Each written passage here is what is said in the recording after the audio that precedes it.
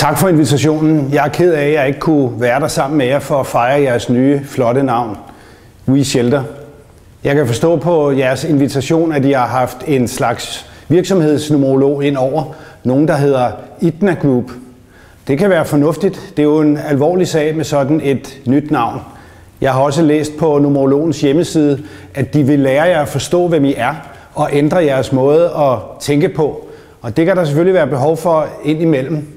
Men jeg håber ikke, I ændrer jer alt for meget, for vi er jo rigtig glade for det samarbejde, vi har sammen med jer.